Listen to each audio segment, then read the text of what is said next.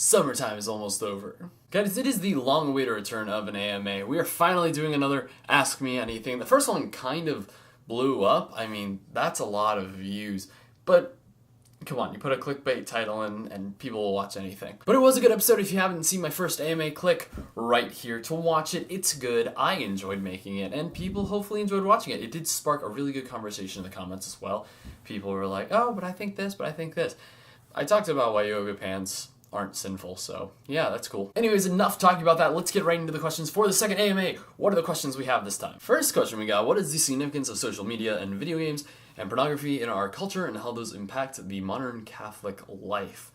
What a good question. I want to focus on the social media and video games because the other one, that's a whole separate video that it's going to happen eventually. Social media is a big significance. I mean, how many times have you had a friend that you've just met go, hey, here's my snap code. Snap me, please, snap me. Instagram, Facebook, Twitter, they're not going to go away because they are a way that people have almost made a part of their daily life to keep in touch with people or to keep up with the news even. And is that a bad thing? No. When it's used for bad reasons, then yeah, it's generally not the best, but it can also be used in a positive way for evangelization. Like Francis Xavier had to go to Asia to teach people about the gospel, but in our day and age, all we have to do is go to Twitter, Facebook, Instagram, any sort of social media platform, even this very site you're watching this video on, and see, hey, there are people who don't understand the words of Christ or haven't even heard them in a good way. There are some pitfalls that come with social media. For example, a lot of times I see people who are almost boasting about themselves. And that's kind of weird coming from a guy who weekly makes videos about himself and puts them on the internet. But it's kind of just, no, stop. And this isn't a Catholic thing in particular. I'm just annoyed with all the PDA that goes on the Instagrams and the Facebooks and the everything. Just, goodness gracious. Stop, please. It's really annoying. I said in the last video how it's like, oh, I'm comfortable being single. That doesn't mean I want to see the long separate paragraph you just wrote about your significant other. You need to chill. Now, how about video games? How did those play an effect into our culture? Well, I love video games. My favorite being LEGO Star Wars: A Complete Saga because, it's the best game ever. No, but for real, video games can be really, really dangerous because they are almost bringing you into an entire other world. Some games literally have entire worlds and universes for you to explore, and that can be really, really, really, really, really dangerous. Because at some point, if you play too much, it'll just be sucking you in. Now, video games are a common amusement, and they're perfectly fine when used harmlessly. But at the same time, they can be a catalyst for laziness. I think that's the biggest problem is a lot of times people will say, oh, well, I'm going to play this video game and put off doing something they should be doing. That's not good. If you put on anything, even something good, when you shouldn't be doing, if you say, hey, I really should go do my bills, instead I'm just going to read the Bible, that's not very good. And video games in that same instance can do the exact same thing. If you're using them to be lazy at the same time, then you have a problem. And yes, there are also problems with language and violence in video games. But if you're a college-age adult, that's not a huge deal. But it can also affect people, if they're younger. Parents, control your kids. If your child is 6, he should not be playing Call of Duty. Get that kid a Mario game. Alright, hopefully that answers the question. It is a good question, though. Next one. Can musical theater be a masculine interest? Oh, goodness gracious. That's a loaded question. So I just finished up my freshman year of college, and in my freshman year of college, I was in 3 plays. One of them not being a full musical, but it was kind of there was a couple songs. The show was called Peter and the Starcatchers. It was a lot of fun. I had one of the supporting roles. I was a lost boy obsessed with food, which is pretty much myself. I am a lost boy obsessed with food. But it's a lot of fun, and I think the problem where people say, oh, musical theater isn't a masculine thing, football, all that. I played football for 9 years, and I also enjoy theater. I think it's become a stigma for guys to do theater because a lot of guys who are in theater are also yeah. Now, because of this, it's like, oh, you do theater? What kind of a guy are you? It isn't a bad thing for a guy to want to do theater, especially musical theater. Musical theater is a lot of fun. I honestly think there's a lot of comparisons to make between theater and football. In football, you all get together and have one common interest, and you all have to work together. If you don't work together, everything falls apart. In the same way, it's really similar to theater. You're working hard to put on a play together, and if one person messes up, that can throw everything off. But can it be a masculine interest? I think yes. I think it's gotten a bad stigma because of the people generally involved with theater. But for the most part, I think theater is fine. So guys, if you're looking to try out for that school play, do it. Just make sure that you are cool and awesome doing it. And give it your all. That sounded like an after-school special. Which bear is best? That would be the black bear. Fun fact, bears eat beets. Bears beets Battlestar Galactica. And yes, I love The Office. I binged it. It was Creme de la creme. It was good. Is that French? Can I speak French? Another good question. Do you like Harry Potter? That is a very good question. I actually answered that in the very first video I ever put onto YouTube. It's called Ashes and Magic. It was an hour-long podcast. So if you're new to this channel, you might not know this. If you search back way into my old video archives, I used to do podcasting. It was not vlogging until just about a year ago. So the first episode of Rise of Jerusalem, the podcast, was on two things. One, Ash Wednesday and all the significance behind it, and two, Harry Potter and magic's portrayal in movies and film and what the Catholic response is to it.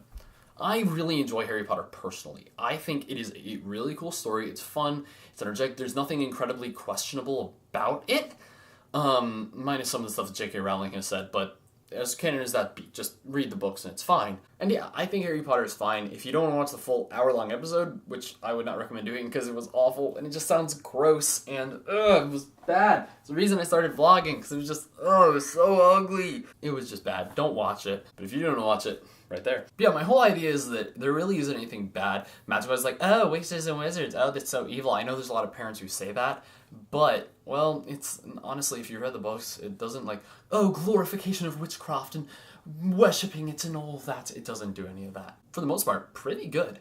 I enjoy the books. My brothers have read them all. So, yeah. Do I like Harry Potter? Yes, I do love Harry Potter. Alright, last question. Your story of coming to Christ would inspire you to make a YouTube channel. Any advice for someone looking to start a YouTube channel? Also, what gifts and talents beside the YouTube channel do you have, and how do you use them to spread the gospel? I'm gonna call a rain check on some of these for a week because I want to do an entire episode about a lot of those questions that she mentions, but I'm going to answer one. What advice do I have for someone starting a YouTube channel? YouTube is hard, and like I said at the very beginning of this episode, it really is a mission field. It's going to be really, really difficult at first, and honestly, all of the learning that goes into it is just crazy. Someone I know the other day came up to me and asked, hey, I know you have a YouTube channel, can you give me some advice on how to start one? And it's really difficult. The person in particular, she already had a lot of experience from having a blog about, like how to do search engine optimization and keywords and titles and all of that stuff so that people will actually find your content. But it's really hard for YouTube. It is a really steep learning curve, but at the same time, it is really, really vital. The one nice thing is that there is a really nice community growing of Catholic YouTubers. When I first started out YouTube, I thought there was only like me and Catholic for Christ and Renee Shumay's channel and New Catholic Generation and Joe from New Catholic Generation and David from New Catholic Generation. I didn't realize how many people there were. I'm in a Facebook group with a lot of people who are all YouTubers, and there are some amazing ones. Some ones that I like are Tanya Bertolino, who I just did a video on. She's pretty awesome. She's really fun, too, to watch. She's just all over the place, but super, super down to earth. And she's becoming a nun, so pray for her, because she's cool. There's that Catholic couple who is a really fun channel. It's husband and wife, and they're adorable, super cute little girl. Oh, she's so adorable. Brian Holdsworth, who did this amazing video on why he doesn't curse, and why it's better if you don't curse, because then when you do curse it, just watch the video. Watch it. It's really good. And just dozens upon dozens of other amazing Catholic YouTubers that I would highly recommend watching. So back to the question, any advice for someone wanting to start a YouTube channel? Take out your phone, record something, just do it. You don't have to have the fanciest equipment. You don't have to have the fanciest editing. Heck, I do it with iMovie on my computer. It's free, it works. I have, nice equipment.